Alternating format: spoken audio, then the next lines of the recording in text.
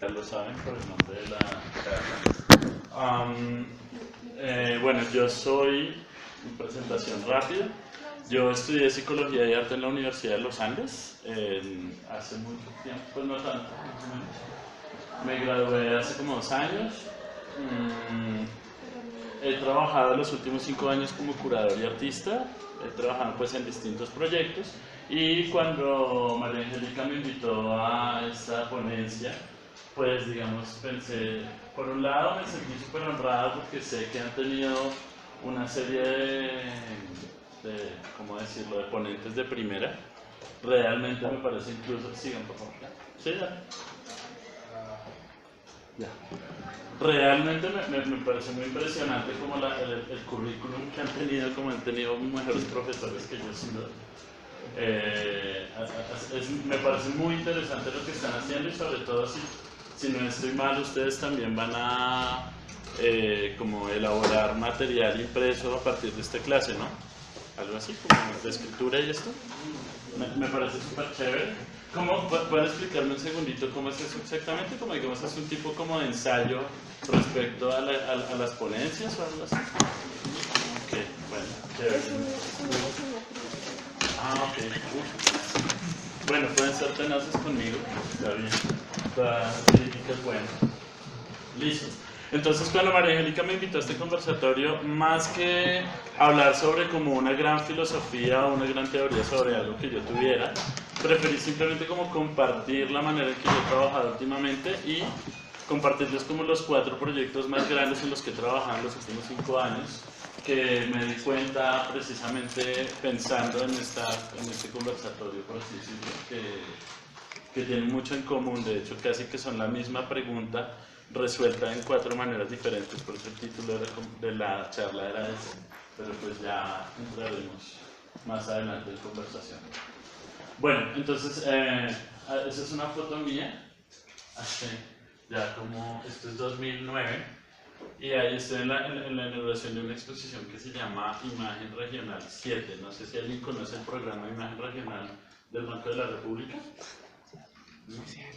Bueno, lo que pasa es que Colombia ha tenido un problema según la secularización, por así decirlo, o la disgregación del arte, y es que siempre ha sido absolutamente céntrico.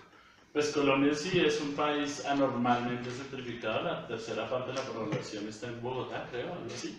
Y eso obviamente ha pasado también con el arte. En el arte somos nosotros como 8 facultades en Bogotá, y el resto en Medellín hay como 3, en Cali hay como 3 también, y ya. Y entonces eso ha generado también que una ciudad con 10 millones de habitantes obviamente se coma toda la escena artística del país. Hay diferentes intentos de descentralizar ese problema. Por ejemplo, los salones nacionales de artistas desde hace unos años se han hecho en ciudades diferentes a Bogotá.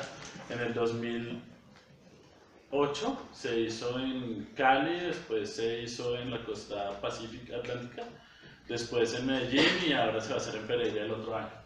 Eso es una necesidad, o sea, digamos, una propuesta que tiene el Ministerio para descentralizar la movida artística colombiana. El Banco de la República, como tiene sedes culturales que también ejercen una labor importante en cuanto a muestra y digamos, creación de públicos artísticos, vio el mismo problema y desde los 90 crea un programa que se llama Imagen Regional, que lo que hace es buscar un sistema de convocatorias para que las personas puedan exponer en sus sedes culturales, que son 28 a lo largo del país. El Banco de la República es muy importante en cuanto a la difusión de arte en Colombia. Ellos hacen, digamos, exposiciones como Protografías de Oscar Muñoz, que muy probablemente todos o la mayoría la vieron. Esa estuvo rotando, más que todo gracias a apoyos del banco. A través, creo que se expuso 4 veces en Colombia. Y bueno, ellos trabajan mucho con movimiento de exposiciones dentro del país, pero se dieron cuenta también que dentro de sus programas no tenían la manera de incluir a los artistas que no tuvieran una gran trayectoria o no tuvieran una exposición individual para poder exponerla en sus sedes. Entonces se inventaron un sistema de convocatoria en el que los artistas de todo el país aplican para poder exponer en la sede del banco, ¿sí? puntualmente es como una especie, imagínense como los salones regionales de artistas, pero hechos por el Banco de la República. Y una característica, por ejemplo, es que Bogotá no entra. O sea, puede participar cualquier artista del país, es que hubiera estudiado arte o no, pero que no viviera en Bogotá, que no fuera residente acá. Otro intento de centralización. Particularmente, esta edición de Imagen Regional 7, que fue entre el 2010 y el 2011, dividió, como son 28 sedes, querían hacer 28 curadurías. Obviamente es muy difícil, entonces, y las querían inaugurar al tiempo. Entonces, lo que hizo el banco fue dividir el país en 6 curadores, y yo fui llamado para ser el curador de la zona centro. Esto me pareció súper interesante, además yo era súper joven, yo ni siquiera había empezado a hacer tesis de arte, entonces pues me pareció un plan muy chévere, pero inmediatamente se presentó un problema muy grande, y es que como el programa se presentaba por convocatoria, a mí me llegaron como todos los portafolios para ver qué curadurías hacía. Y hubo un problema grandísimo, es que yo no sabía cómo hacer esa curaduría porque el banco no tenía ningún filtro para los artistas que elegía. No había ni siquiera filtro de edad, podían participar menores de edad. En Florencia, que era una de las ciudades que curaba, un artista de 4 años pasó su portafolio. Tenía una pintura divina que se llamaba Antón Tiluriru y era como una rayita roja así y florecitas. Realmente era como buena. Sí, era chévere, hasta me acuerdo cómo se llama, Gisela algo. Bueno, no la alcancé a exponer, pero quería. Entonces era súper difícil porque me llegaba un señor que tallaba cucharas en Mocoa y al lado llegaba un señor que había estudiado arquitectura en Goldsmiths y que estaba viviendo en Neiva, y entonces hacía unos cuadros deconstruidos parecidos a Ángela de la Cruz, la cosa más contemporánea del mundo, y el mando y las cucharas están en la misma ciudad. Y ahí eso era un problema grandísimo porque yo decía, pues, ¿cómo elijo? ¿No? El problema básico de la curaduría es ese, elegir. ¿Cómo elijo? Y ese fue como el primer problema que se me presentó. Pensando como en la manera de selección de la curaduría y de cómo yo podía ejercer esa selección, me di cuenta que en toda convocatoria del ministerio, del distrito, revista Bacánica, que es una convocatoria horrible, por favor, no se arte etnogal, lo que sea, siempre los criterios de evaluación ponen eso: calidad formal y conceptual de la obra y aporte del campo artístico colombiano. En toda convocatoria lo van a encontrar. Entonces yo dije, bueno, entonces ese es mi criterio de selección, listo. Que calidad formal y conceptual y aporte del campo artístico. Esto fue peor, esto no significa nada. O sea, como que me di cuenta que los criterios de evaluación realmente son una vaina muy difusa. Porque llevamos como 80 años diciendo que no hay mal arte ni buen arte, ¿no? Como antiacademicismo, arte moderno, se trata más de la expresión, de la creación y el diálogo, la estética va más allá del bien y del mal, de las bellas formas, pero todavía hay salones en donde alguien gana, como si fueran carreras de perros, ¿no? Como el primer, segundo, tercer lugar. Hasta hace poco los salones nacionales eran medallas de oro, de plata, de bronce, como de natación, pero de pintura y escultura. Entonces me di cuenta que también, o sea, no era solo un programa de imagen regional, sino que es un problema mismo del mundo del arte que yo desde la curaduría no había alcanzado a pensar porque todavía estaba muy bicho y había hecho muy poquito. Y era que es muy difícil saber cómo evaluar una obra artística si los criterios de selección tienen premios o un nivel de exclusión muy alto. O sea, como si hay un ganador, pues todos nosotros están excluidos, ¿no? Y hay que saber cómo excluir. Y ese es el problema de los premios. Y esta curaduría, aunque no daba premios, sino era solo de exposición, igual presentaba ese problema tan grande, y es que había que hacer un corte de alguna manera, y el banco jamás especificaba por qué. Era como usted vaya y mire, a ver qué hace. Me parece que estos son criterios muy vacíos. ¿En qué sentido? Primero, calidad formal y conceptual de la obra. ¿De qué hablamos cuando hablamos de calidad? O sea, ¿qué consenso hay al respecto? ¿Calidad según qué? Calidad clásica según rigor académica, calidad en cuanto a que el curador le guste más, eso tampoco tiene mucho sentido. Calidad respecto a qué. O sea, ya poder tratar de determinar un índice de calidad era muy problemático. Formal y conceptual, bueno. Y lo otro, aporte al campo artístico colombiano. ¿Uno cómo mide eso? No.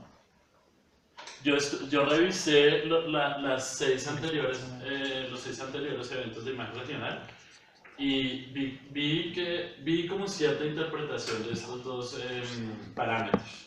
Y me di cuenta también que había una cosa como de modernizar la región. O sea, como que lo que me di cuenta es que los curadores usualmente elegían como los artistas que se veían más contemporáneos en una manera de aleccionar, pues como para mostrar como lo que se estaba haciendo de punta en el arte, de alguna manera. Esos son, bueno, sí, entonces uno veía como que la gente de Moñitos Cauca, que hacía instalaciones sonoras con... Sí, uno veía que había esa tendencia, pero no veía que hubiera una lectura más allá como de como las cosas que fueran tecnologías de punta. Me parece que había esa tendencia, esa fue la lectura que hice. Y a mí no me parecía justo, porque el señor que talla cucharas tiene todo el derecho de tallar sus cucharas y eso. ¿Cómo le vamos a decir que no es arte? La discusión entre arte y artesanía, eso es algo que no se va a acabar como al menos este siglo, yo creo. Pero definitivamente y eso fue algo que yo no había pensado, como por cierto narcisismo artístico que creo que uno tiene cuando está formado en una universidad, de creer que uno está aprendiendo qué es lo que sí es arte, ¿no? Y uno va como a Usaquén a decirle al hippie alambrero, no, tú no haces arte, hippie alambrero. Yo hago instalación sonora con 7000 pájaros de Orinoquía y entonces esto tiene una percepción y es una escultura sin volumen. Entonces, wow, eso sí es arte. No, ¿por qué? Son diferentes contextos. Y yo estaba llegando como pseudo-bogotano, yo en realidad soy de Zipaquirá, pero bueno, eran 4 ciudades: Honda, Girardot, Neiva y Florencia, es una exposición florentina. Entonces a Florencia que iba a llegar yo al señor que tateaba dantas en cucharas a decirle que no, que eso no es arte, haga, no sé, pintura abstracta, no. Una cosa que pensé es que realmente hay que llegar a ese lugar para entender qué está pasando ahí, y más bien que el lugar me enseñara qué era lo que era arte. O sea, no era como, yo como estudié arte en la universidad, entonces yo sé que es arte, más bien todo lo contrario. Precisamente no sé porque no estuve allá, no sé qué es lo que es el arte en Florencia. El arte es un fenómeno cultural, pero si la sociedad cambia, la sociedad bogotana no es la misma que la sociedad de Niquía. Entonces el arte en Niquía no es lo mismo que el arte en Bogotá. Entonces eso fue lo que yo aprendí viendo obras, porque esta obra se presentó en los portafolios y como que fue una especie de revelación mística. Como que, estaba la respuesta en las obras. Esta obra es de Giovanni Vargas, no sé si lo conocen. Él trabaja mucho con Juan Mejía, que ya creo que les hablo acá. Han hecho como una pareja artística como por 10 años ya. Tienen trabajos muy interesantes en conjunto. Y Giovanni tiene unas obras muy raras, que muchas veces solo él entiende porque son buenísimas. Y entre esas tiene este tipo de letreros que cuelgan las exposiciones. Y presentó esta obra y era la respuesta, creo que yo le buscaba. Si no entiende, pregunte. Y creo que era una cosa como que necesitaba oír yo en ese momento. O sea, usted no sabe qué es el arte ni cómo elegir a la gente, pregúnteles. Y eso fue realmente lo que hice. Yo cuando fui a hacer la investigación a esas ciudades que yo no tenía ni idea qué era el arte allá, ni qué consideraban arte, pues les preguntaba, bueno, ¿y aquí el arte qué? ¿Ustedes qué hacen? ¿El arte qué se le considera? Súper distinto en todo lado, cada lugar tenía unas aproximaciones diferentísimas a las cosas. Pero eso también era muy interesante, porque yo lo que pensaba es que a veces uno veía cosas que a uno le parecían feitas, no sé, tal cosa, eso está mal pintado, pero después uno pensaba, no, es que está respondiendo al contexto de allá. Una vaina que yo sé que suena muy simple, pero yo en ese tiempo no me había dado cuenta, como simplemente, o sea, si el arte ha cambiado por épocas, y también cambia por lugares, no solamente por países o porque en Japón es distinto a Europa, ¿no? En Bogotá es distinto a Medellín. Digamos como que aprendí a hacer blanda esa concepción de arte. Realmente el arte y después ya leería como más teóricos que piensan al respecto. Y bueno, pero el arte tiene que ver más con una discusión estética en un contexto. No necesariamente es una idea de calidad sobre un objeto, que es lo que actualmente nosotros pensamos. Como, claro, esto es artístico porque es así, así, y piensa estas cosas. No, digamos, más bien son como posibilidades de discusión estética en cierto lugar respecto a algo. Por eso ahora se habla tanto de arte de relación y arte de discusión y arte de preguntar. Parece que esa obra de Giovanni, además es muy chistosa porque después él me decía que precisamente había pensado en lo mismo, como que le había pasado algo muy parecido. Como que él es de Cali y muchas veces en Cali no entendían la obra que él hacía porque eran a veces como sobre temas muy bogotanos. Entonces él se mamó como que todo el mundo le dijera que no lo entendían, entonces ponía esto en su exposición. Si no entiende, pregunte. Pregúntele al artista, no tiene por qué no preguntarle. Y hablando de Giovanni, me acordé que precisamente Juan también tiene un texto que me parece como una de las cosas más sensatas que yo he leído sobre los criterios de selección. Se los voy a leer, pero digamos como que también me pareció muy iluminador sobre también el problema de la selección, como decir que entra y que no entra, que es arte y que no. Otorgar un premio de arte siempre tiene desde fuera algo de caprichoso, de inconcebible, de absurdo. El del jurado es un poder compartido que se tiene momentáneamente, el de ejercer un criterio. Se quiere ser justo, pero también se corre un riesgo porque se pone en juego y se expone ese criterio. Lo que ocurre es que en el momento de tomar la decisión, en el momento en que se encuentran razones para sustentar el gusto que en uno ejerce un trabajo artístico, o incluso antes, esa decisión se torna incuestionable por lo menos por algunos instantes, por lo menos hasta que se discute con los otros jurados. Desde dentro tiene todo el sentido, toda la necesidad y toda la justicia. Cada visitante emite internamente su propio veredicto, y casi nunca hay dos iguales. El jurado entonces siempre estuvo y estará equivocado.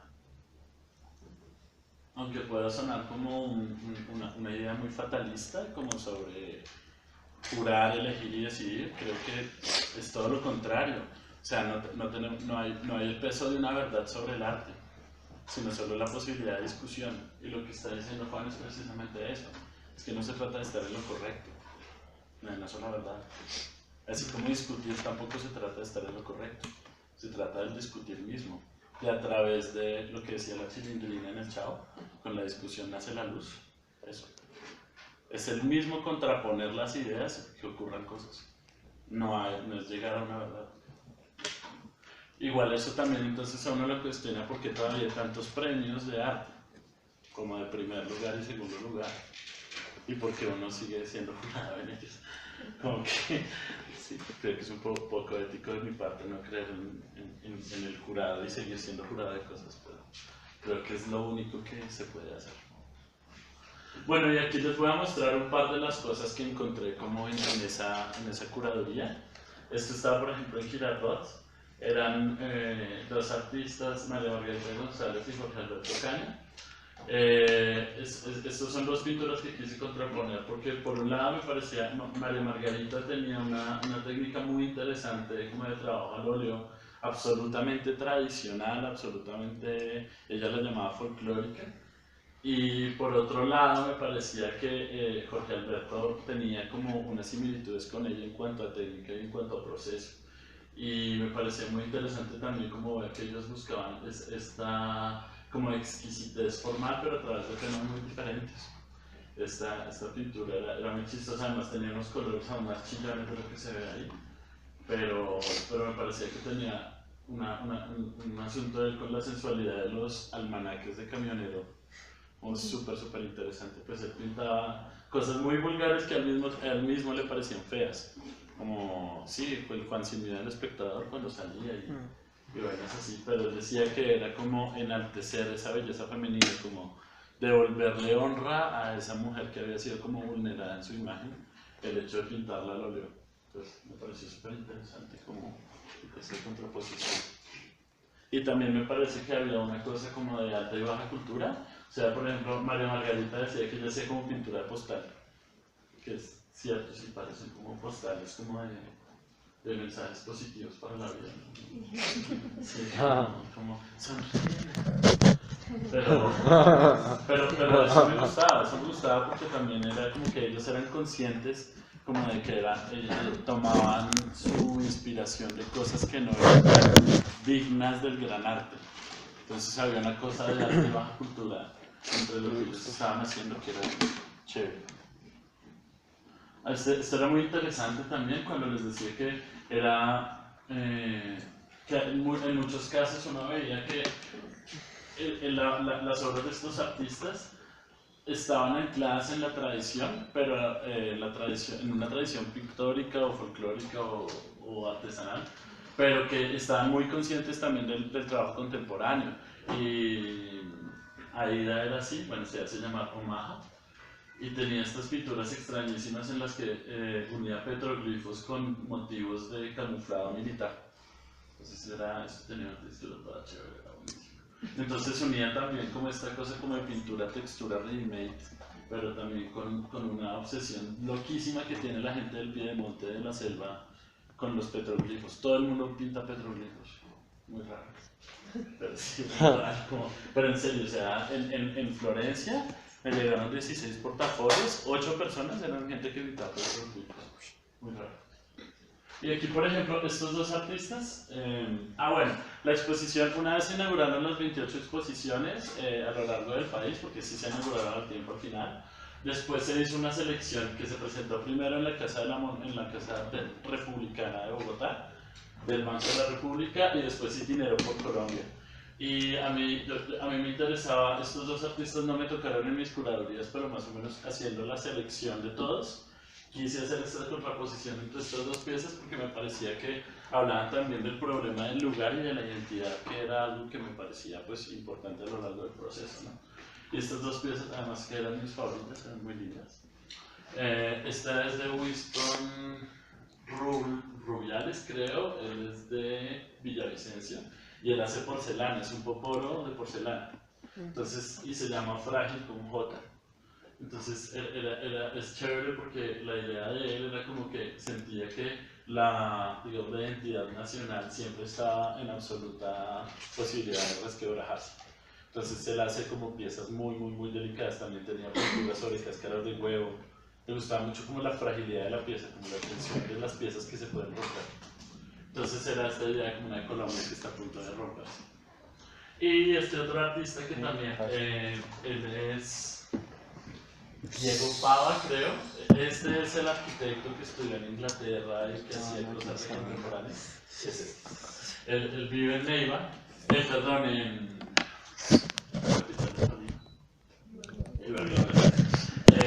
vive en Ibagué y trabaja unas cosas con las que son muy chéveres, de hecho. Él lo que hace es pinturas monocromas, como de este tamaño todas, pero lo que hace es romperlas y construirlas como si fueran una escultura.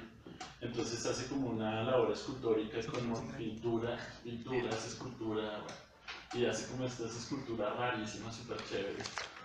Que bueno, tienen unos referentes muy claros, pero que también tienen mucho que ver con el contexto local.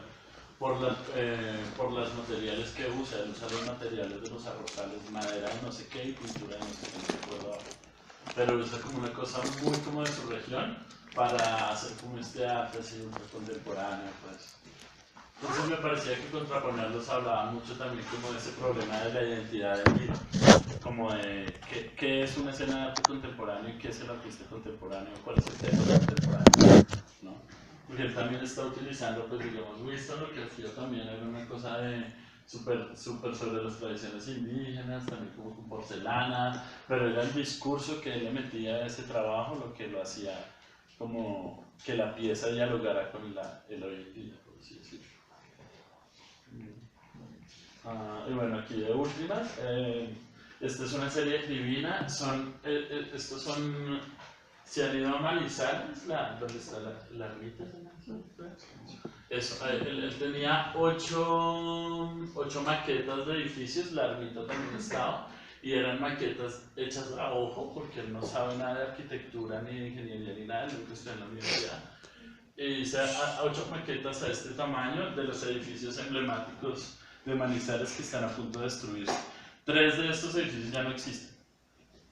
Eran 8 maquetas así, y la reproducía por dentro y por fuera y tenía luz. Y uno iba por dentro y tenía las divisiones de los cuartos y todo. Una cosa absolutamente impresionante.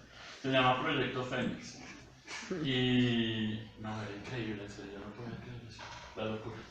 Y me pareció muy interesante porque él también era un artista súper difícil de clasificar. O sea, esta cosa escultóricamente es interesantísima, pero al mismo tiempo está muy salido de las nociones de arte contemporáneo que tradicionalmente tenemos.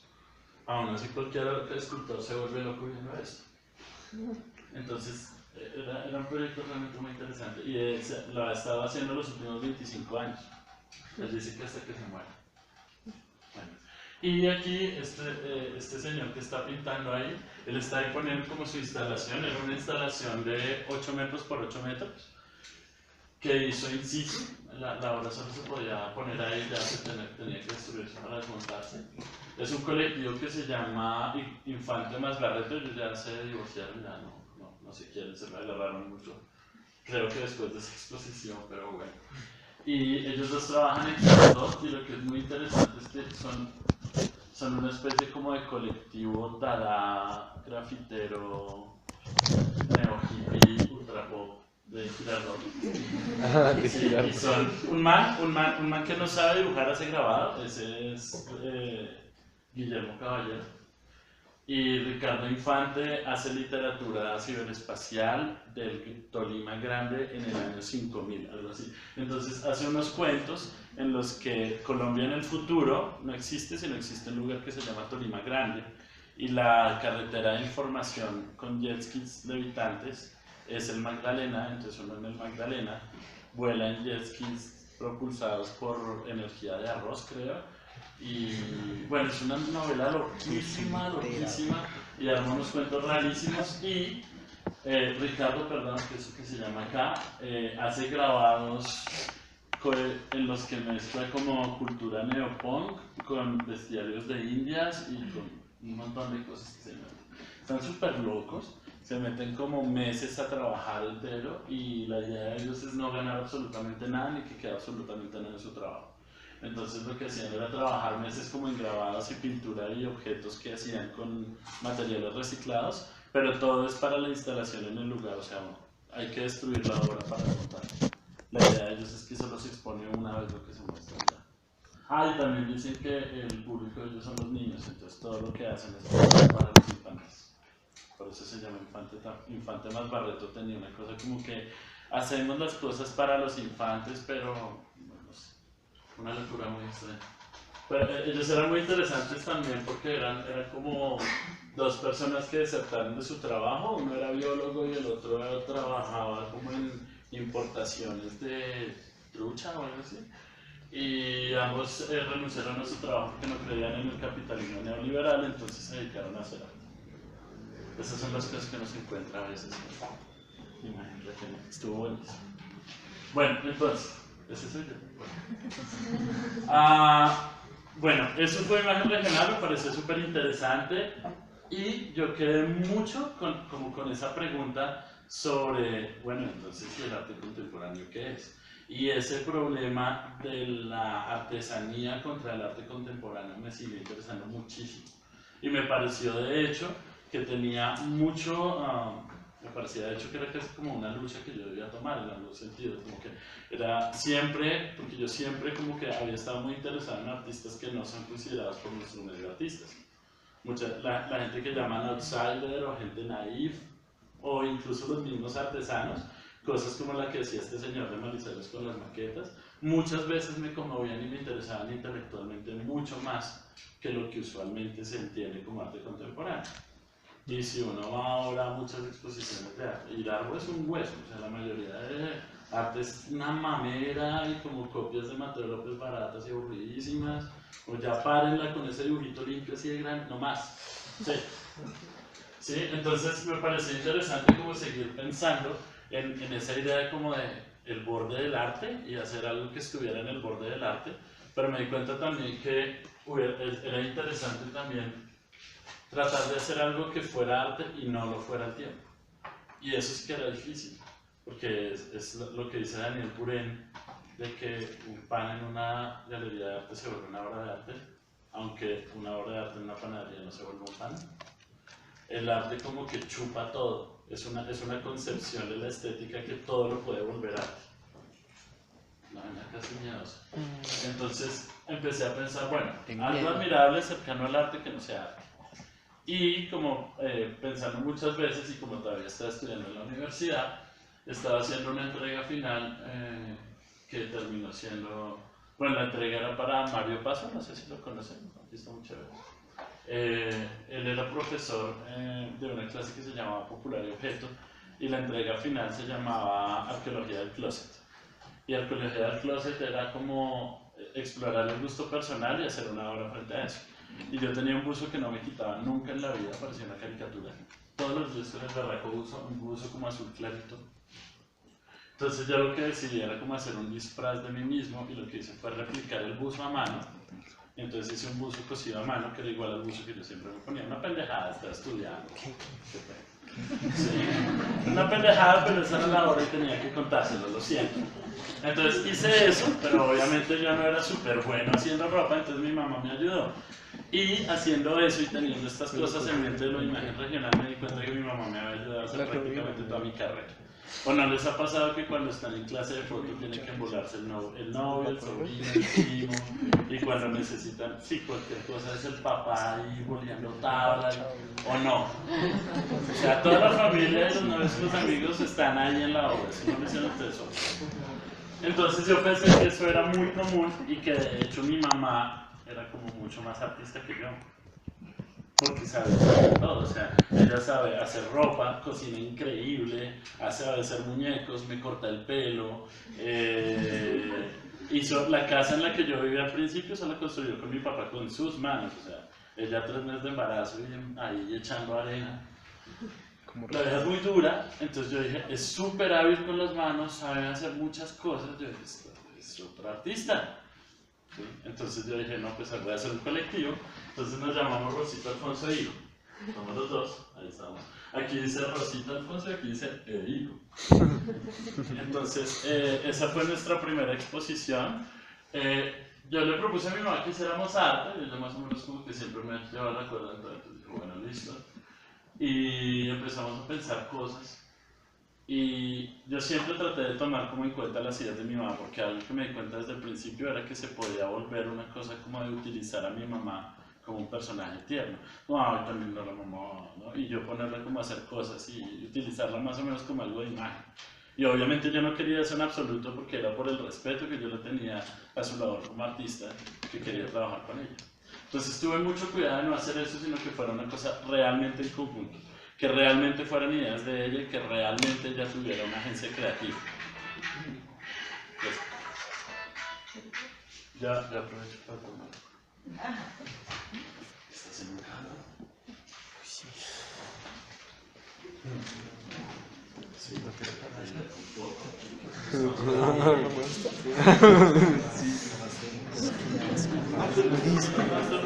Se le pega algo, ¿no? Sí, bueno, me lo ¿Son dos? encontré. ¿Es una? No, es una nomás. Listo, ya, Entonces, ¿no?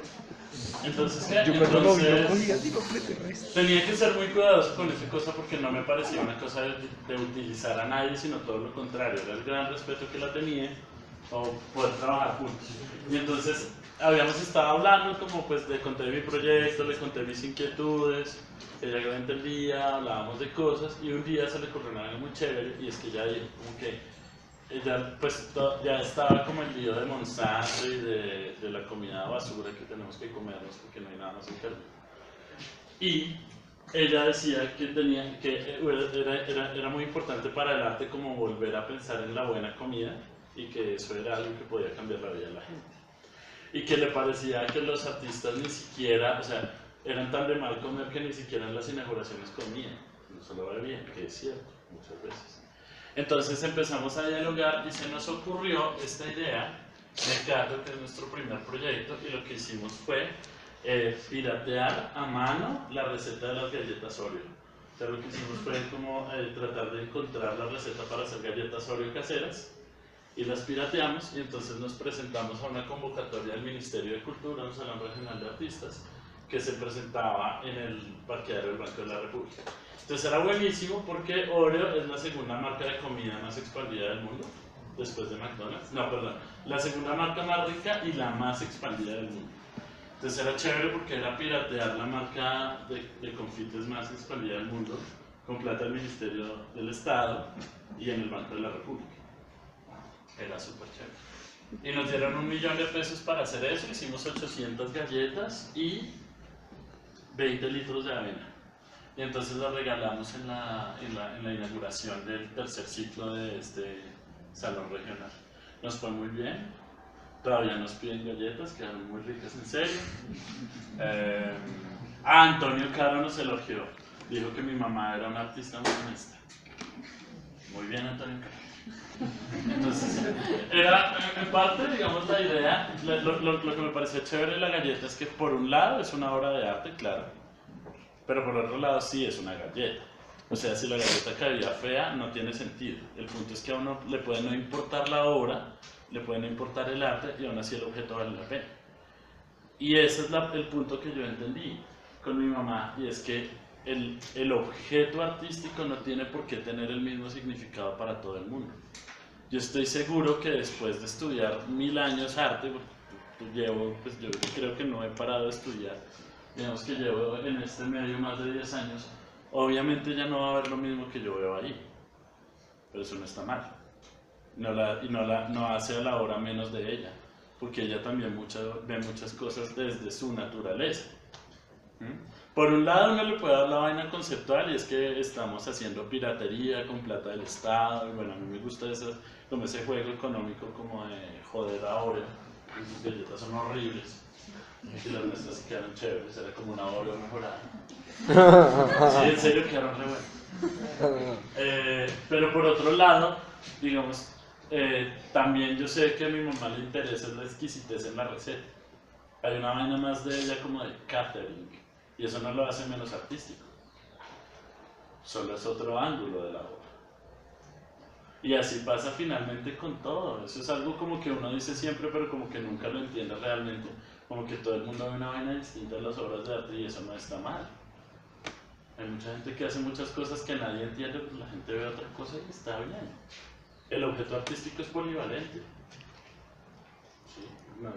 No es hacerse entender, es propiciar una sensación. O bueno, una experiencia intelectual más bien. Listo.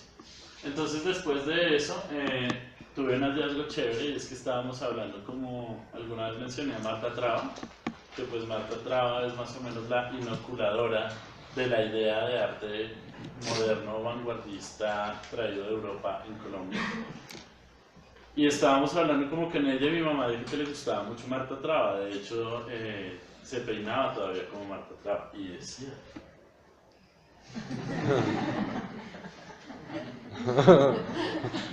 Entonces dijo que a ella le gustaba muchísimo y bueno, ella era de una familia muy pobre, campesinos, toda mi familia toda es campesina, entonces ella decía que siempre que terminaba de ordeñar se iba y era después de la ordeña de la tarde, a las 4 de la tarde había un programa que se llamaba Una visita a los museos, que era cuando todavía la televisión de Rojas Pinilla ponía como solo 3 horas de televisión al día. Una de esas horas era el programa de Marta Traba. Entonces ella era como la chica más chic, más fashion, más todo. Y pues era como en una época donde las mujeres no tenían derecho, o sea, a veces como que ni las dejaban votar, aunque ya era legal. A veces en los pueblos como que ni siquiera dejaban votar a las mujeres, todavía una represión horrible. Y en ese tiempo llegaba una mujer elegantísima que había estudiado en Francia, Argentina, pila, bonita, super fashion, arreglada. Se volvía como una heroína para las mujeres y para mi mamá cuando era súper joven, ella le fascinaba a Marta Traba, era como su ídolo. Entonces me pareció muy interesante esa idea de glamour en Marta Traba, que era también una especie de glamour intelectual respecto como lo inteligente que era la vieja y lo que hizo acá en Colombia. Y es que si uno se pone a pensar, si no fuera por la presencia escénica, glamurosa, bonita, guapa, de Marta Traba, ella no hubiera logrado tener el impacto intelectual como crítica de arte que tuvo. Gran parte de eso era que tenía mucho charm televisivo. Es verdad. Hay una investigación sobre un curador amigo mío, Nicolás Gómez, se llama En Blanco y Negro, y es un libro entero dedicado a la imagen de Marta Traba en televisión. Porque era muy importante, o sea, si no tenía ese encanto televisivo y ese don de gentes, la gente no le hubiera puesto atención y ella no hubiera tenido un programa de arte moderno en una franja de una dictadura militar. Es que era la televisión de Rojas Pinilla. O sea, si no fuera ella tan encantadora como estrella de televisión, la importancia del arte en Colombia no hubiera sido la misma. Entonces me empezó a interesar esa idea. Y también me pareció muy interesante que era como un personaje que nos unía. Obviamente yo como interesado en el arte contemporáneo me interesaba Marta Traba y definitivamente yo estaba, digamos, mi educación había sido marcada por ella, pero la educación de mi mamá también, desde su presencia en televisión y su estilo. Y bueno, empezamos a investigar y a ver cosas y descubrimos, por ejemplo, que la palabra glamour viene de grama, que eran los intelectuales celtas. O sea, era la persona que hablaba bien. Y después se terminó siendo como la persona encantadora por su look. Pero entonces ahí había una unión, que es la unión que Marta Traba representaba. Nos pareció súper interesante, entonces propusimos este proyecto para una curaduría que se llamaba Las Edades. No la ganamos afortunadamente, y se llamaba Una visita al glamour. Es como había una visita a los museos, una visita al glamour. Y lo que hicimos fue que mi mamá me contó que antes la ropa era muy cara, entonces la gente solo tenía una prenda para un evento. Entonces, lo del traje de domingo, o sea, era cierto, había una prenda que uno siempre se ponía los domingos. Había un traje de domingo literal, y traje de sábado, y traje de viernes, traje para comer con el jefe, traje para ir a la escuela, como que uno tenía una pinta para cada cosa de la vida. Retomé esa idea y lo que hice fue una especie de retrospectiva de la vida de Marta Traba, inventándonos una serie de ropa. Entonces lanzamos una línea de ropa inspirada en la vida de Marta Traba. Que expusimos, esto era una especie como de pasarela en el espacio, entonces uno de espectador iba por la pasarela e iba viendo la vida de Marta Traba por los vestidos que nos inventamos. Lo del pato ya ahorita les cuesta por qué. Entonces, por ejemplo, este era un vestido, este era el vestido de flanela, entonces era inspirado en las clases que ella tuvo con Frank Castel cuando estudiaba. Entonces tenía corte francés de los 50 y era como para cuando Marta Traba iba por París. Este era una chimba porque este está inspirado en el Museo de Arte Moderno de Bogotá. Tiene los colores del museo que son cemento y ladrillo, ¿no? Y era pues porque ella ayudó a la construcción del Mambo de Rogelio Salmón. El edificio es de Rogelio Salmón, entonces por eso tiene color de salmón a la luz. Este es del Río de la Plata, donde ella vivía, entonces cuando era joven, entonces es un vestido de noche como del Río de la Plata. Las descripciones son más chistosas, pero bueno. Y al lado había como el figurín con el que lo hicimos y una pequeña descripción. Este es muy chévere porque es el vestido comunista. Entonces tiene pantalón de trabajo y saco rojo así, bien Mao Mao. Estilo Mao Mao, se suena chévere. Este por ejemplo es bonito porque hablaba como sobre la praxis del curador. Entonces era una blusa de corte obrero que tenía que ver con el trabajo manual, pero era una falda en gallinero que hacía alusión a la razón óptica de la ropa. Entonces era una cosa como sobre entre mirar y hacer. Falda medio paso, 3 puntos. Bueno, aprendí mucho de hacer ropa en ese momento. Y estas son mis piezas favoritas que las iba a traer finalmente. Como Marta Traba se hizo una con Bogotá, ¿no? Se hizo una con el paisaje. Entonces pensé que alguien que también había pensado en el paisaje, que tuvo una relación complicada pero cercana siempre con Marta Traba, fue Carlos Rojas. Carlos Rojas, que hacía unas pinturas de líneas de horizontes. Entonces lo que yo hice fue copiar el patrón de 2 cuadros de Carlos Rojas y los convertí en ruanas. Entonces son unas ruanas que cuando uno se la pone uno se hace uno con el paisaje también, entonces se conoce.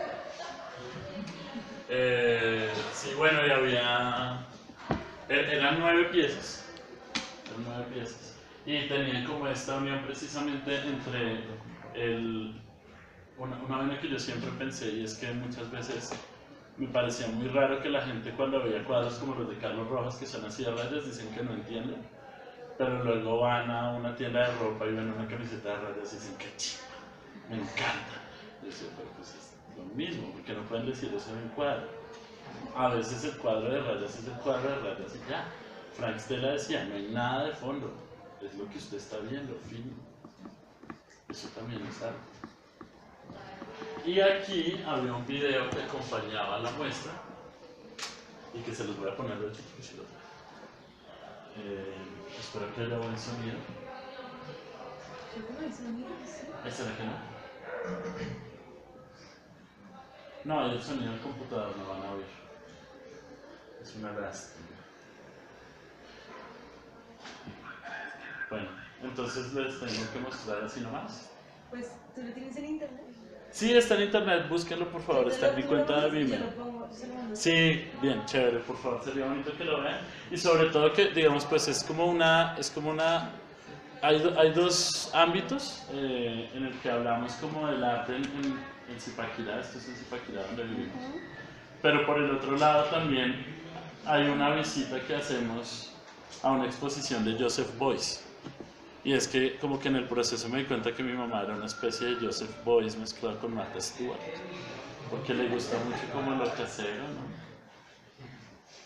Y dice cosas muy brillantes, por ejemplo, esto que acaba de decir.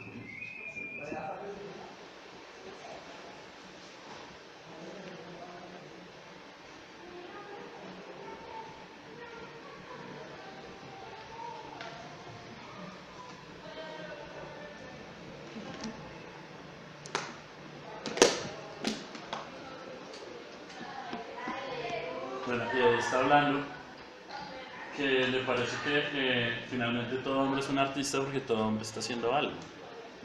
Y esa es exactamente la frase bandera de Beuys, todo hombre es un artista. Entonces me parecía súper interesante y justo en esa época había una exposición de Beuys y sus estudiantes. Entonces fuimos a visitar la exposición de Beuys y hablamos con mi mamá como sobre ideas del arte. Y entonces eso se lo pasó a María Angélica para que porfa lo vean. Pero digamos que para mí era súper importante el video, era la parte más importante de la exposición, porque digamos demostraba que sí eran como ideas de ella. De nuevo como que yo quería demostrar que no era como un invento mío las cosas, sino que la artista realmente era mi mamá y ella era realmente la de las ideas. La de la ropa de Marta Traba, lo de las galletas, todo se lo inventaba era ella. Entonces yo era más el curador ahí, de hecho yo veo este proyecto que es artístico pero es más curatorial de mi parte, la artista era mi mamá. Entonces como que para mí era importante demostrar que no es que ella hiciera, yo le mandara a hacer las cosas, que era lo que la gente tendía a pensar, sino que realmente eran ideas de ella. Bueno, rápido va a pasar la otra porque entendemos todo. Como que mi mamá, estos no son nuestros, las encontré por internet, pero no sé si han visto estos cuadros tridimensionales que hay por ahí, son re chéveres, ¿no? Me pareció que era una manera muy divertida en que la gente se apropiaba como de cuadros de la historia del arte. Y mi mamá desde que empezamos a trabajar siempre quiso hacer un proyecto con esto. Entonces hace 2 años se fue al Louvre, y pues se fue al Louvre y al Prado y como hizo un viaje por Europa y le pareció muy interesante como pues el museo y le gustaron muchos cuadros. Entonces lo que hicimos fue una especie de salón, se llamaba Salón de Altura. Y lo que hicimos fue como buscar por esta cosa que uno puede visitar el museo en Google, ¿es? Google Art Project. Entonces buscamos en Google Art Project, volvemos a visitar el museo e hicimos como una curaduría de ella, como los cuadros que ella quería conservar en la casa. Y los replicamos en tridimensional. Entonces este es un pedazo de un cuadro de Bruegel muy famoso. Ahí abajo, se me olvida cómo se llama ese artista español del paisaje, es el mismo del Manaví. Bueno, Jan Steen, Ambrosius Boschert, este es el del tulipán, Bruegel otra vez y Watteau. A lo largo de toda la exposición había tulipanes, que eran, bueno, que en Holanda significaban como valían en un momento lo del precio del oro y era una vaina sobre el precio del arte. De ese otro video, la pieza digamos como que le hacía a uno entender todo, era también una película, hicimos como que nos gustaba harto el video, pues también era una manera de poder como decir cosas, como de que los personajes aparecieran y como de que tanto mi mamá como yo pudiéramos compartir las ideas sobre el arte y la artesanía y todo lo que estábamos hablando. De una manera divertida, no poniendo plotas de corte aburridísimo ni nada, sino como hablando por ahí y siendo chéveres. También era muy importante no aburrir a la gente. Y esto fue uno de los recientes también, que fue como una segunda parte de una visita al Glamour.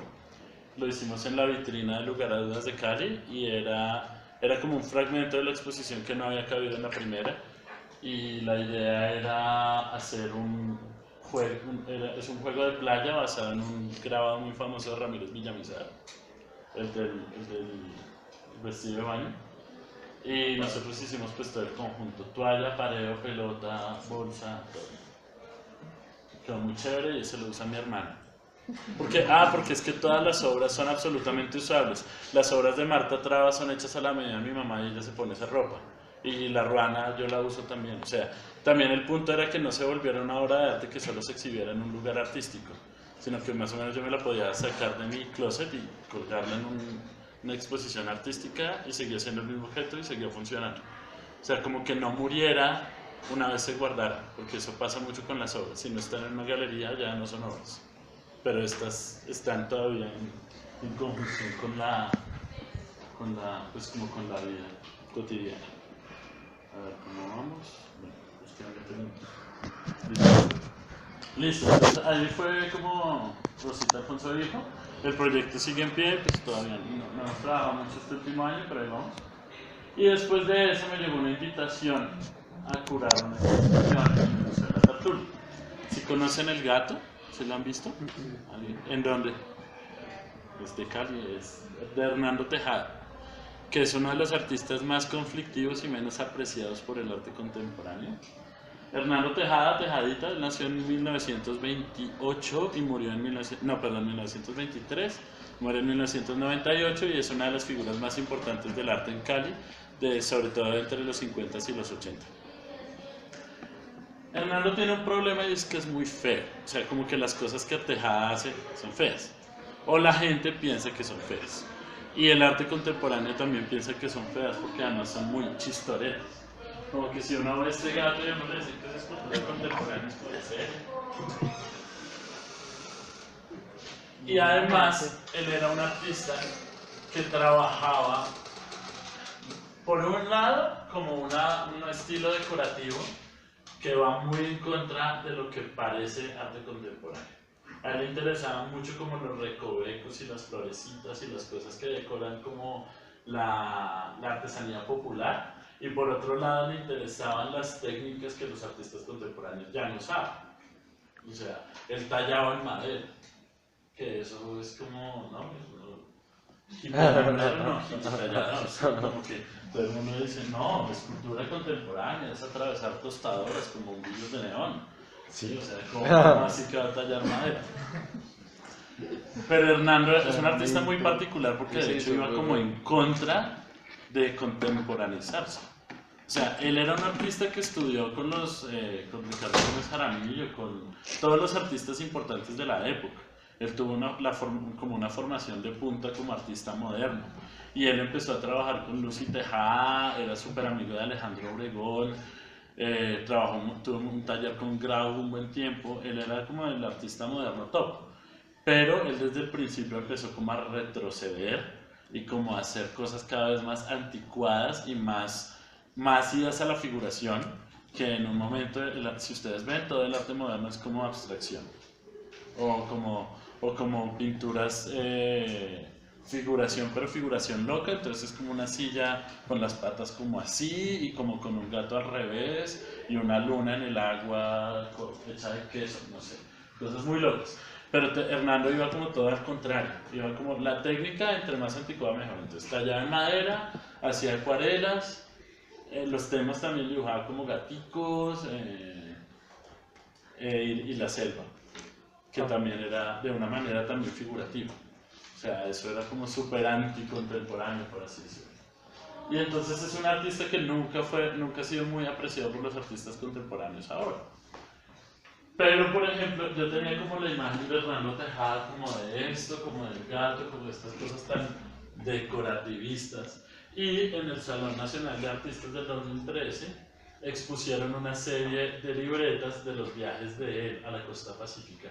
Y es una cosa absolutamente impresionante. Yo creo que es sin duda de los mejores dibujantes que ha habido nunca en Colombia, pero como en todos los siglos.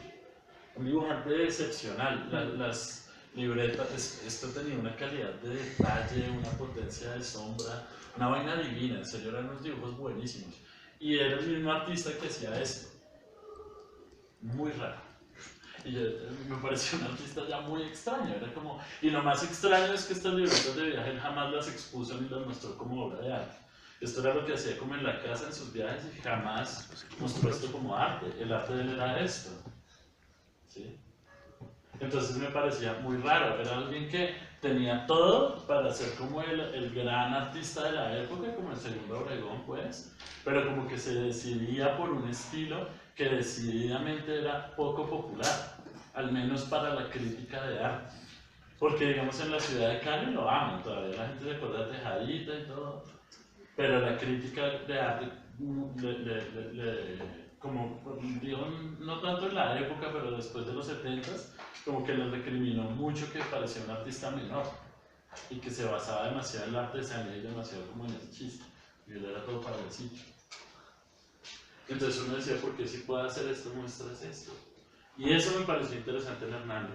Por eso pues me pareció, obviamente acepté la invitación a curar.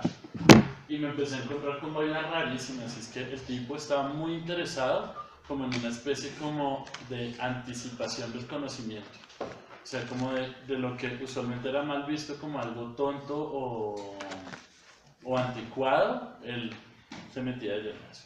Entonces, por ejemplo, esta es una obra de él que me parece que ejemplifica ese problema, y es una talla de madera, de nuevo, ahora técnica anticuada, entre comillas, que representa a un astronauta partiendo hacia Venus, creo.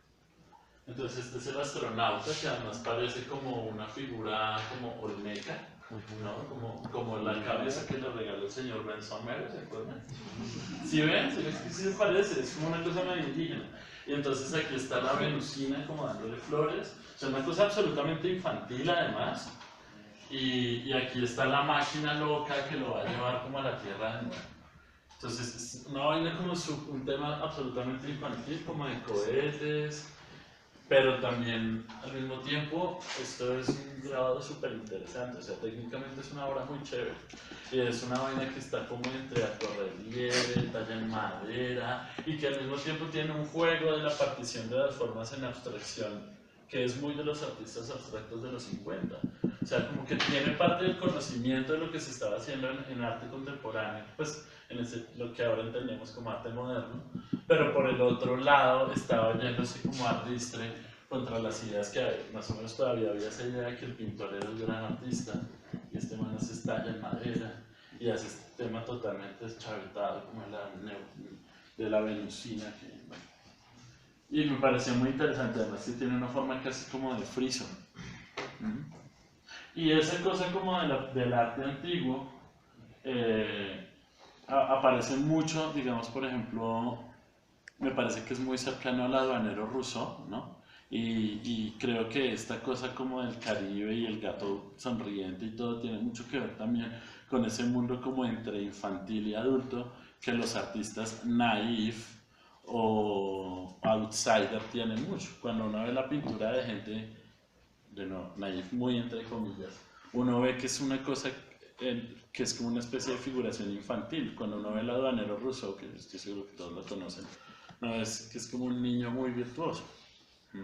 Y creo que Hernando estaba yendo ahí, era una cosa como de tratar de llegar a un espacio mental en el que la inocencia infantil podía llegar a maestría.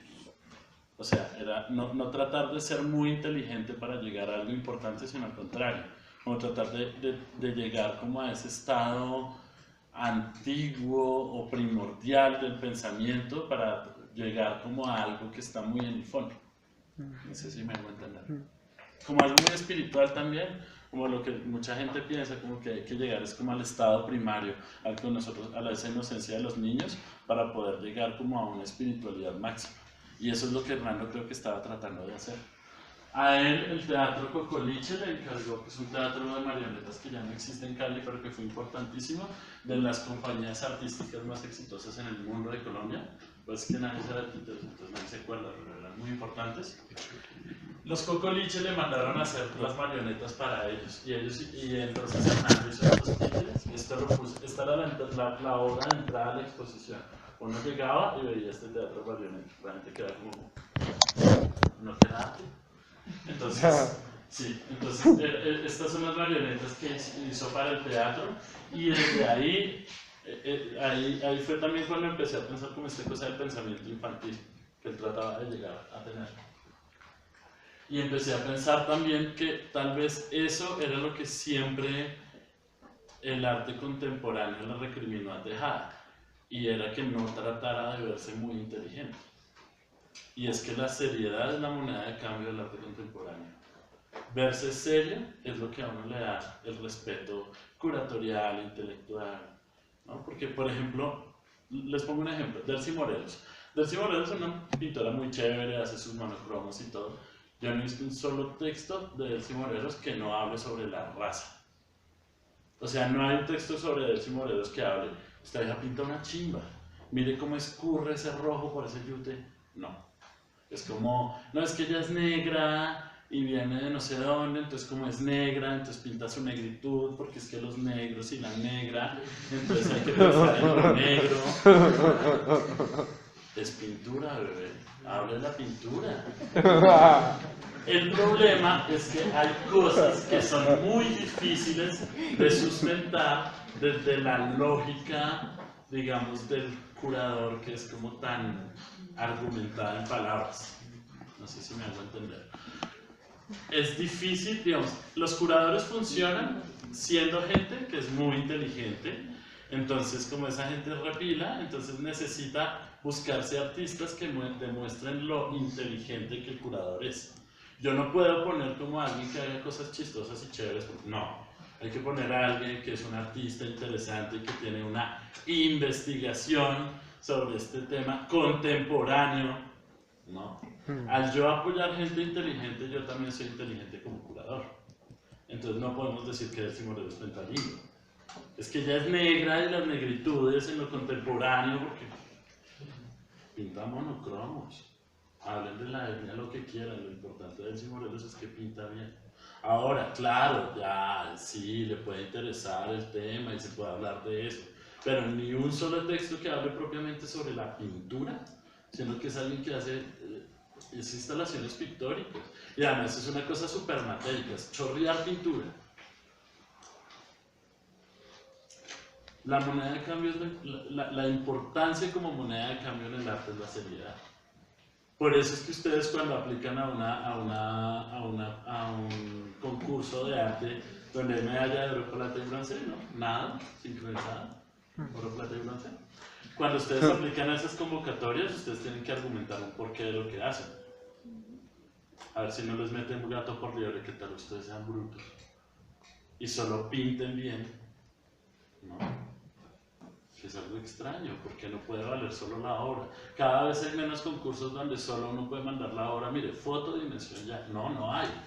Hay que meterle texto, porque esto es serio, ¿no? Y cuando uno está en una galería y llega un comprador, bueno, écheme la carreta. Me gustan los triángulos.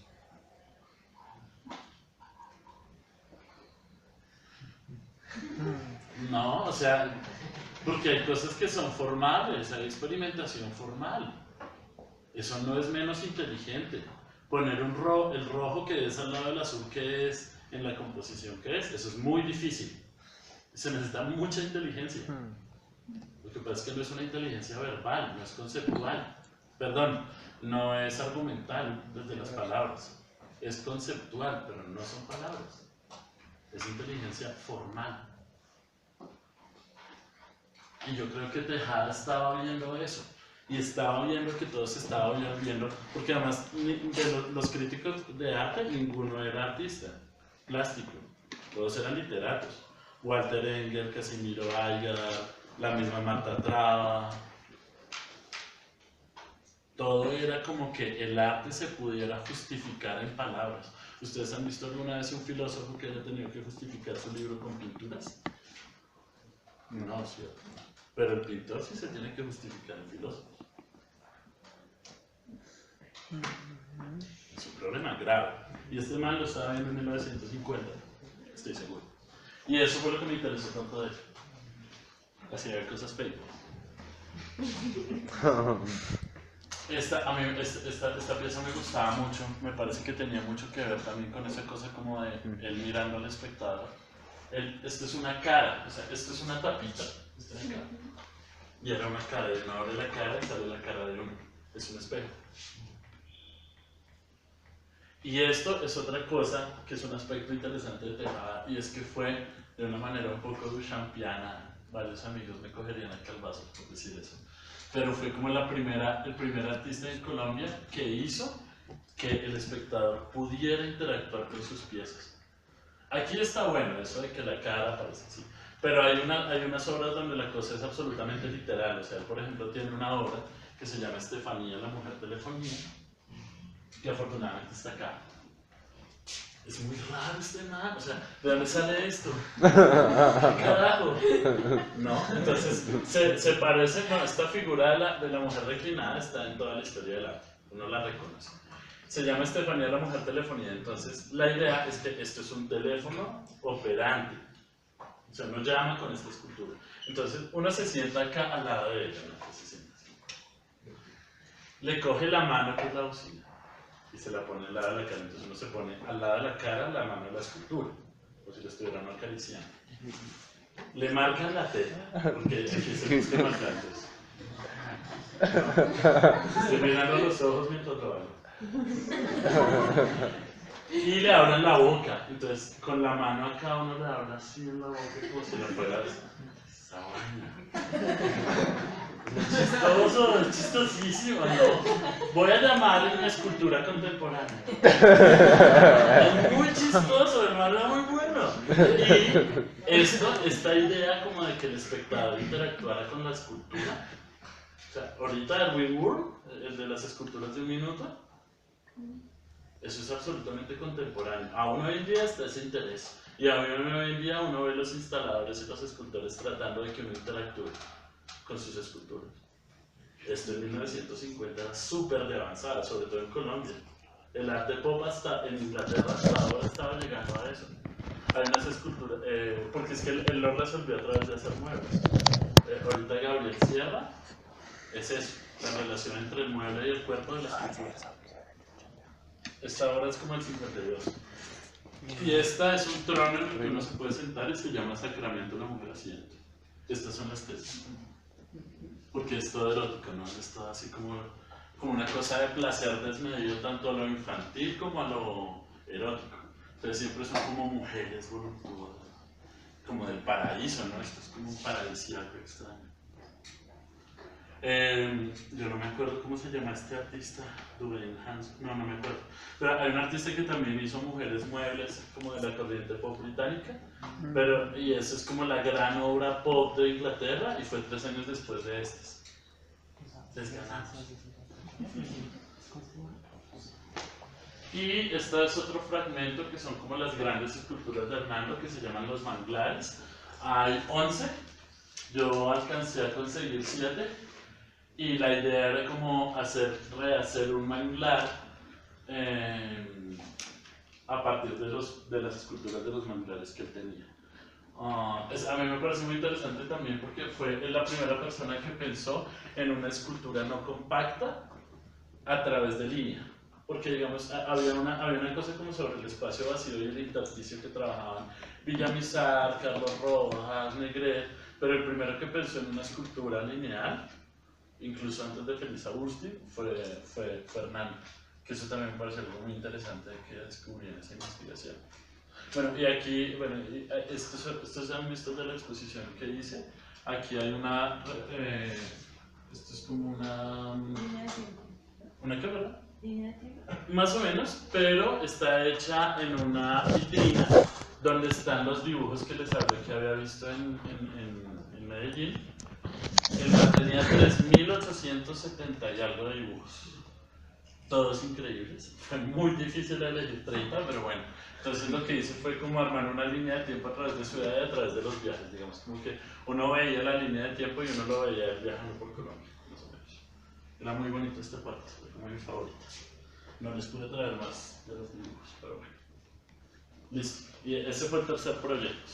Y entonces ya el último proyecto que les quiero mostrar, tenemos apenas 10 minutos. Si quieren, pasen. No sé si han visto estos libros. Son unos libros que está haciendo el Ministerio de Cultura de investigaciones monográficas sobre artistas. Este es el libro 4 de Juan Mejía. Si quieren, pasen para que lo miren. Y yo acabo de terminar el libro 11. La idea es que se publique en febrero, más o menos. Pues se imprime en diciembre y se publica en febrero. Y es un libro sobre un artista que es tan importante como desconocida. No sé si se han dado cuenta que a mí me gustan como los parias y underdogs, como el artista menos famoso y menos popular, me fascina. Entonces, Beatriz Eugenia Díaz, la artista, también tiene esa particularidad. Es un artista que me parece absolutamente importante y nunca le habían dedicado una sola investigación ni un ensayo serio como en 25 años de trabajo. Beatriz Eugenia llega al mundo del arte pues como a ser famosa más o menos, al menos dentro del medio, con esta obra que es su tesis de grado, la presenta a los 26 años en el 92, que se llama No hay absoluto. Y es un trabajo muy importante porque después eso se reveló, pero para el momento fue de las primeras instalaciones sonoras que incluían al espectador como un agente activo de la instalación. O sea, por un lado era una escultura sonora, que eso ya era rarísimo en Colombia. O sea, aquí todavía estaban pintando tumbos, cafés, como a lo Transvanguardia, y aquí esta señora sale con esta idea tan rara. Y por otro lado, era de las primeras veces que el espectador podía interactuar con medios electrónicos con la instalación. Por mucho tiempo se pensó que era la primera instalación que hizo eso. No es cierto, Gustavo Sorzano lo hizo en los 70s, pero igual esto era muy novedoso para la época. Y es una escultura, es una instalación que demuestra como la manera de trabajar de Beatriz Eugenia, que es una manera muy, muy difícil. Esta instalación, no sé si ven acá que hay estos punticos. Uno llegaba y era un espacio cuadrado donde se veían esas rayitas. Y estaban estos punticos y había un sonido que como que estaba por toda la sala. Y ya, eso no entendía nada. Resulta que lo que hizo Beatriz Eugenia fue, como tesis de grado, ella es chelista y artista plástica, tiene los dos títulos. Y como tesis de grado hizo una obra que fuera al mismo tiempo artes plásticas y música, pero al mismo tiempo negara ambas cosas. Entonces lo que hizo fue inventarse un sistema de notación tanto musical como dibujístico. ¿Qué hizo? Cogió, esto es complicadísimo, lo voy a decir muy como por encima, pero lo que hizo fue coger dos pentagramas, bueno, más bien dos heptagramas de 7 líneas y cruzarlos formando un cuadrado, sí, como si uno cogiera un pentagrama pero también pusiera uno vertical. Entonces queda un cuadrito. Entonces lo cogió así, puso las letras del abecedario alrededor de la cuadrícula, lo compaginó con las 7 notas musicales y lo que hizo fue usarlo como una especie de mapa de batalla naval en el que ponía la frase no hay absoluto disgregada en esa retícula. Y a través de la manera en que había distribuido aleatoriamente letra y notas musicales, se creó un sistema de notación de ritmo y cadencia para poder, digamos, el objetivo de todo esto era poder crear un sistema que no fuera solamente a lo largo del tiempo como el sistema musical tradicional, sino de tiempo y espacio. O sea, que no solamente determinara cuánto duraran las notas, sino dónde. Cuando uno va a un concierto, la música viene de acá, ¿no? Y ya. Es cierto. O cuando uno pone su grabadora, pues ya se inventó un sistema musical que comprende el espacio como música. Eso es muy novedoso e interesante. Tenía 26. Y lo que hizo fue que este sistema se lee como un pentagrama, pero se lee en cada una de las esquinas. O sea, se lee así, luego se lee así, luego se lee así, luego se lee así. Y cada una de esas lecturas genera dibujos distintos que son estos que aparecen acá. Entonces, todo el trabajo de ella tenía que ver con el hecho de uno poder habitar la música tridimensionalmente. La idea de las artes plásticas es que son artes del espacio, o al menos así se entendía, y que la música son artes del tiempo. Ella lo que quería hacer es que no hay barreras, no hay definiciones que consideraran su pensamiento. Y quería hacer algo que fuera tanto tiempo como espacio, tanto artes plásticas como música. Y entonces por eso se inventó esta instalación. Es súper novedosa en la concepción de las artes plásticas en Colombia. Y creo que no había habido nada igual, y aún hoy en día ella sigue trabajando de una manera similar. Yo creo que no hay un artista en Colombia que trabaje de esa manera, no de una manera tan compleja y como tan entregada. E incluso en el mundo no hay muchos referentes directos de lo que ella hace. Es muy complejo. Porque lo que les expliqué fue como el 10%, en realidad es muchísimo más complicado que eso. Y me parece que la obra de ella tenía que ver mucho con la gitana Jáfora. ¿Qué es esto? Lo que hace Beatriz es coger normas que parecen como muy sólidas y muy lógicas, pero como volverlas locas, como transformarlas e idearse otras maneras de concebir la realidad sin una lógica como que siga como el orden natural. Entonces me parecía, y esa es la tesis del libro que estoy escribiendo, que ya están viendo por ahí, que tiene que ver es como sobre el juego mismo de las artes plásticas. No llegar como a una razón lógica de la manera artística, sino que el mismo juego con la naturaleza de las cosas es lo artístico.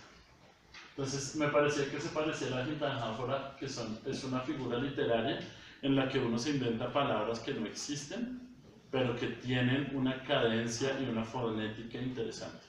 O sea, es como musicalizar la palabra, musicalizar el lenguaje. El lenguaje entonces no es una herramienta para expresar algo, sino es la expresión en sí misma. No es una herramienta, sino la masa mundial. Entonces, la gitana Jáfora más famosa es la que le da nombre a la gitana Jáfora y que se llama Leyenda de Mariano Rull. Y es Filiflama la becundre a la lunia alífera, al ver a gitana Jáfora liris alumbar salífera. No significa nada. Pero el hecho de leerla y la entonación y la vocalización, bueno, esos aspectos abstractos del lenguaje son los que le interesaban a Mariano Rull como obra de arte. Y Beatriz Eugenia es lo mismo. Ella utiliza las matemáticas, la astronomía, la música, la literatura, el dibujo, de una manera en que crea unos sistemas complejísimos de composición que realmente no hablan de una realidad, o sea, no denuncian nada. Ella nunca va a estar diciendo, no, es que los desplazados de no sé qué y los pobres muertos de Bojayá, todo bien eso, pero no se trata de eso, esto es arte abstracto. Entonces ella lo que hace es jugar con los lenguajes y llevarlos al absurdo para que tengan un interés abstracto en sí mismos. Este es otro juego pues, composicional que ella hizo, se llama 77×14. Ella tiene una obsesión con el 7, ella dice como que todo tiene que ver con el 7. Es como, así como los músicos componen en clave de sol, digamos como que cogen la nota sol para componer alrededor de ella, o pues al menos para leer alrededor de ella. Ella usa el 7 de la misma manera, como que lee las cosas alrededor del 7. Entonces lo que hacía ella es que se encontró con que esta sala no sé si han ido a esta sala del Museo de la Nacional, que es larguísima. Sí. Esa sala tiene 77 baldosas por un lado y 14 baldosas por el otro. 77 son los 7 y 14 también. 7 más 7 o 7 y 7. Le gustó ese término y empezó a jugar con las cifras y empezó a hacer diferentes ecuaciones algebraicas sobre el 77 y el 14 y graficó eso a punta de estos palitos acá. Y volvió a leer el piso entero de la galería como si fuera un pentagrama según los cuadritos que había diseñado para leerlo según las ecuaciones con las que estuvo jugando con esos números. Y uno escuchaba una composición sonora según la disposición de los palitos en el piso. La ecuación es complicadísima, yo no traté de entender realmente, no, pero bueno, muy pila ella. Y ahí es donde me empecé a dar cuenta que yo admiro mucho a Beatriz Eugenia, pero la obra de ella siempre había tenido un problema y creo que por eso ella también es tan desconocida en nuestro medio.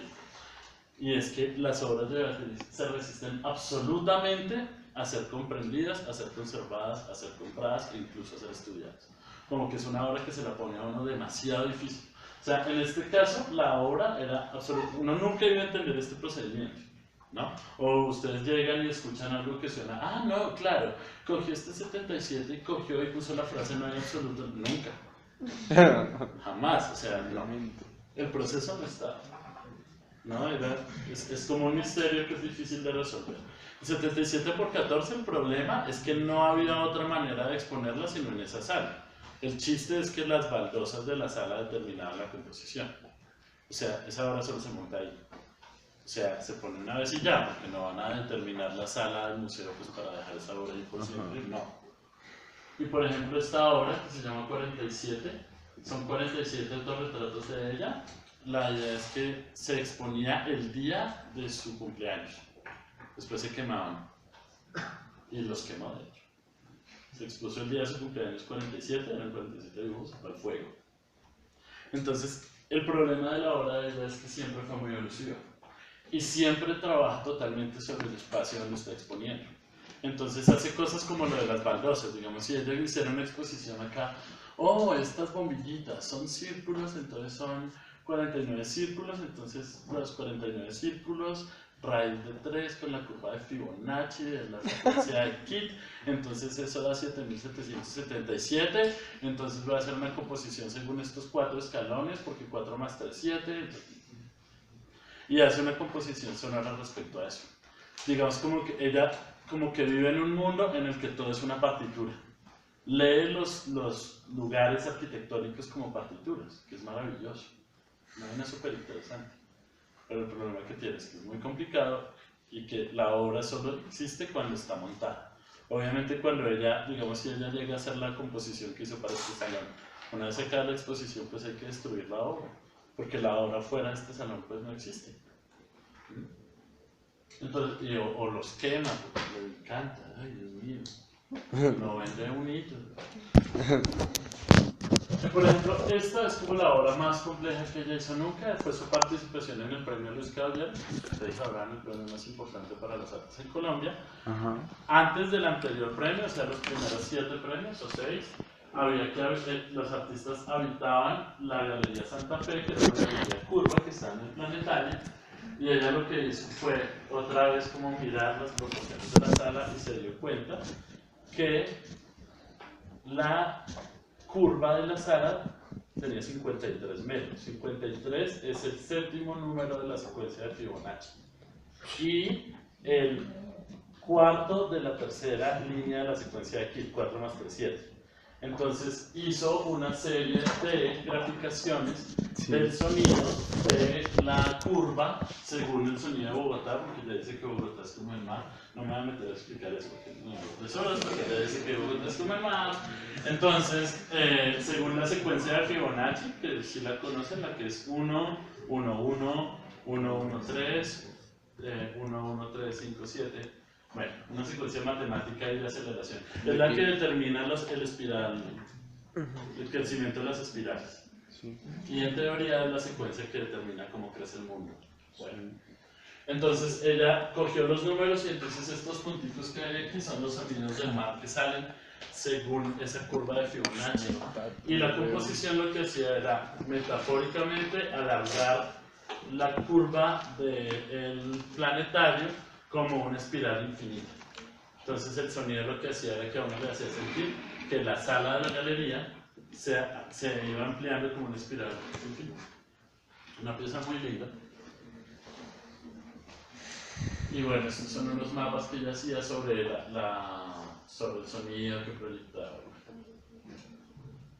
Lucas Ospina, que creo que ya habló en este ciclo de conversatorios, dijo algo muy interesante sobre esa exposición y que creo que, digamos, está pensando algo similar a lo que yo pienso sobre la obra de Beatriz.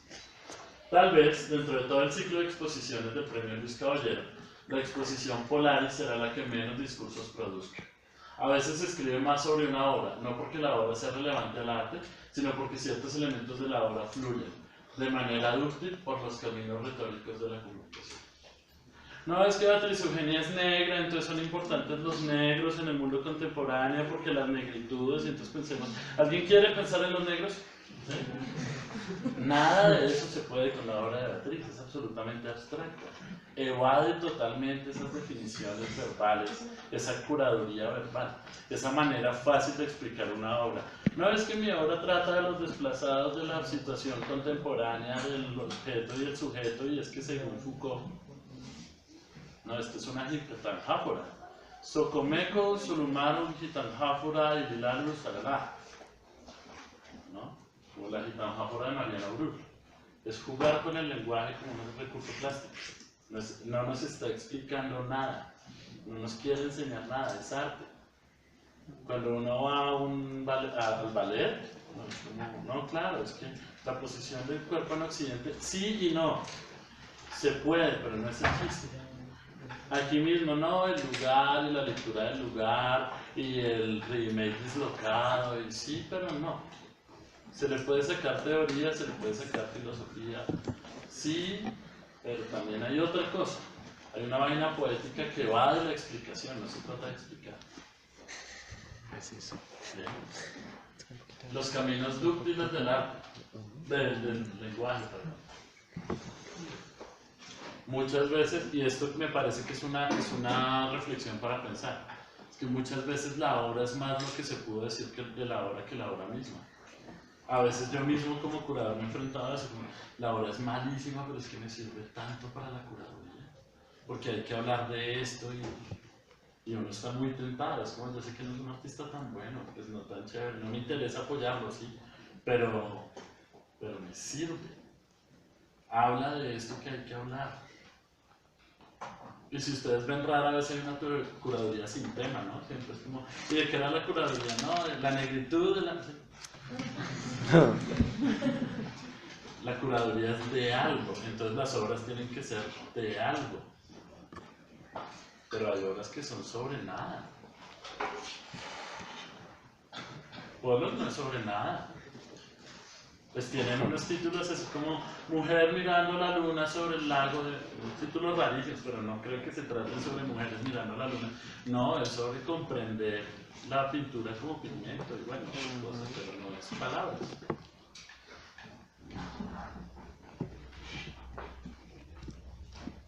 A veces no se trata de ser relevante para el arte, sino relevante para lo que el curador necesitaba decir. Ese es un problema del sistema curatorial. Todo se vuelve metáforas y jeroglíficos.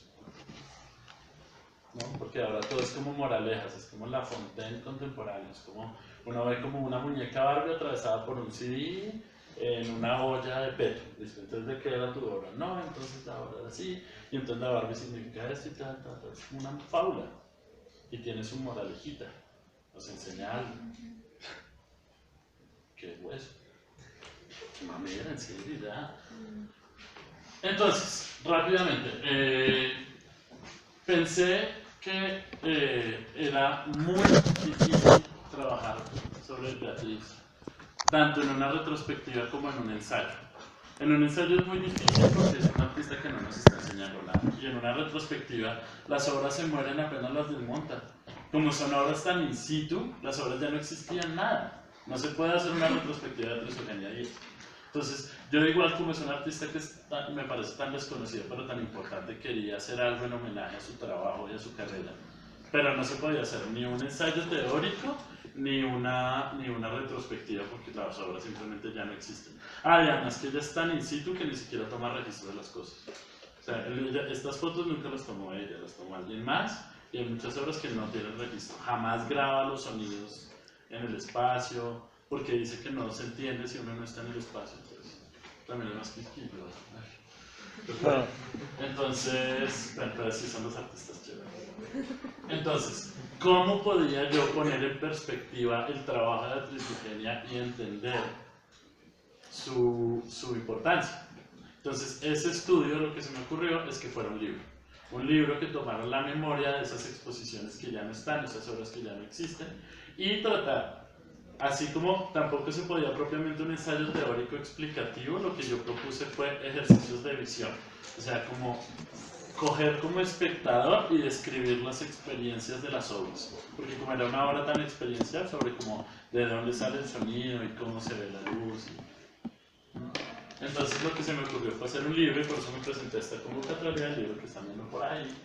Y es una especie como de retrospectiva. Esa fue la manera como que entendí cómo analizar su trabajo. De hecho, yo veo ese libro como una curaduría. Entonces lo que hice fue pensar en un ejercicio de distancia, así como el eco, como que si uno se pone en diferentes lugares de un espacio, el eco de la voz suena distinto, que es lo que hace Beatriz con sus instalaciones sonoras. Pensé que eso también tenía interesante para hacer un libro. Entonces lo que hice fue un ejercicio de acercamiento y alejamiento de la obra. ¿Qué hice? Digamos, cogí a alguien que nunca hubiera visto una obra de Beatriz Eugenia y que no supiera nada de ella, y que hiciera un ensayo sobre ella sin entrevistarla. O sea, para mí era como la distancia máxima que se me ocurrió de investigar sobre una obra de arte. Pues tampoco que nunca viera nada, no, obviamente vio catálogos y eso, pero obviamente era un ejercicio difícil. Entonces llamé a Manuela Ochoa, que es una chica que escribe muy bien y que había hecho un ensayo sobre Félix Agustín, más o menos sobre el mismo tema, como hablando sobre la imposibilidad de escribir sobre una obra sin ser uno el artista, o sea, como que uno siempre va a estar distante de la obra que el artista vio. Entonces me pareció interesante para ese ejercicio y la invité a que hiciera ese ensayo. Después el siguiente ensayo lo hice yo, en el que no consulté a Beatriz, pero pues yo ya lo conozco desde hace varios años y además somos amigos, entonces yo ya conocía igual la obra desde mucho más cerca que Manuel. El tercer texto lo hace la propia Beatriz Eugenia Díaz y es un texto que hizo para una ponencia en Lisboa sobre la educación. Entonces me pareció interesante porque ahí ella hablaba como desde la manera más cercana a ver la obra que sobre desde la misma artista, pues a ver ella qué tenía que decir. Entonces lo incluí en el libro. Y estos son como ejercicios de alejamiento, ¿no? Como que Manuela está lejos, yo estoy más cerca, luego está Beatriz, y luego como que uno se vuelve a alejar. Entonces hay una charla con Marta Rodríguez sobre el contexto artístico de las artes plásticas y sonoras a lo largo del trabajo de Beatriz, que es con Marta Rodríguez, que es una investigadora de la Universidad Nacional de Cuba. Y lo último más lejos era poner la hoja de vida de Beatriz Eugenia, que me parecía que también es un ejercicio de distancia porque es como lo que, ¿cómo decirlo? Como la carta de presentación de uno frente al mundo artístico. Y entonces ese es como el trabajo que acabo de acabar con ella, que sufrí mucho y lloré y por primera vez en la vida tomé gotas tranquilizantes porque fue terrible, pero no, en serio, fue muy difícil. No estaba preparado, pero ¿Ahorita? se logró. Y bueno, eso es como más o menos la idea. Es muy difícil de hablar de un libro, pues, porque hay que leerlo. Usted tiene pero, clase. bueno, ahí le digo a Harvey que les pase. Estudiando la obra de poema de Roberto, creo que es Roberto Barroso, está mal escrito, no, sí, que me parece que tenía mucho que ver con la obra de Beatriz, entonces se los quería compartir. Cómo el trabajo de ella tiene que ver de alguna manera con volver a la ignorancia y no ver la ignorancia como algo malo, como que la palabra suena horrible, pero realmente es apreciar el desconocimiento, apreciar la posibilidad de crecer a través de algo que no se conoce y que son los mismos puntos hechos de 4 maneras distintas. A eso se refiere el título de esta charla, que creo que tanto en el trabajo como con Beatriz, tanto en el trabajo con Hernando Tejada, tanto en el trabajo con mi mamá o con los artistas de Imagen Regional 7, lo que descubrí es que la principal potencia de la curaduría es precisamente descubrir que uno no sabe, tener conciencia de lo que uno no sabe hacer y de lo que uno no entiende del arte, y precisamente tomar eso como la fuerza de la curaduría. Desbautisar el mundo, sacrificar el nombre de las cosas para ganar su presencia. El mundo es un llamado desnudo, una voz y no un nombre, una voz con su propio copuestas. Y la palabra del hombre es una parte de esa voz, no una señal con el dedo, ni un rótulo de archivo, ni un perfil de diccionario, ni una cédula de identidad sonora, ni un banderín indicativo de la topografía del abismo. El oficio de la palabra, más allá de la pequeña miseria y la pequeña ternura de designar esto o aquello, es un acto de amor, crear presencia. El oficio de la palabra es la posibilidad de que el mundo diga al mundo, la posibilidad de que el mundo diga al hombre. La palabra, ese cuerpo hacia todo, la palabra, esos ojos abiertos. El poema de Juan Ross me parece muy conmovedor porque creo que realmente pone como No se trata como el lenguaje como algo que define una realidad tangible, sino que sirve para también dislocar la realidad que pensamos que existe.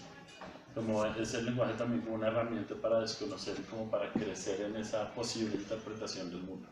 Uno tiende como a asumir como palabra realidad, ¿no? Esa es como la dicotomía de la lógica moderna. Pero puede ser el contrario, o sea, podemos utilizar el lenguaje para desconocer, para perdernos, para apreciar lo desconocido y como la sombra de la lógica. Y es como algo que realmente creo que vale mucho la pena desde la posibilidad de la intuición, que es el arte, y que nosotros los curadores deberíamos tener más en cuenta y creo que se nos olvida. Y ya por último, Jonah Lenner, que es un escritor, él es muy joven, tiene 32 años, súper kilo, tiene un libro que se llama Proust era un neurocientífico, ¿no? Marcel Proust, el mar del tiempo perdido. ¿Ese es Proust? Sí. En busca del tiempo perdido. Que es un ensayo muy interesante. Lenner reflexiona sobre cuál es entonces la posibilidad del arte, si va tanto al desconocimiento. Entonces, si Juan Rosa habla de un cariño sobre la sombra de la lógica, Proust responde también, Jonah Lenner responde un poco sobre cuál es la importancia en la sociedad de no saber. Sabemos lo suficiente para saber que nunca sabremos nada. Por eso necesitamos al arte, porque nos enseña a vivir con misterio. Solo el artista puede explorar lo inefable sin ofrecernos una respuesta, porque a veces no hay respuesta. John Keats llamó a este impulso romántico la capacidad negativa. Dijo que algunos poetas, como Shakespeare, tenían la habilidad de quedarse en lo incierto, en el misterio, en las dudas, sin la irritable búsqueda del hecho y la razón. Keats entendió que aunque algo nos pueda ser resuelto o reducido a las leyes de la física, no es menos real. Cuando nos aventuramos más allá del límite de nuestro conocimiento, todo lo que tenemos es algo. Ya, con esto acaba mi intervención. Muchas gracias.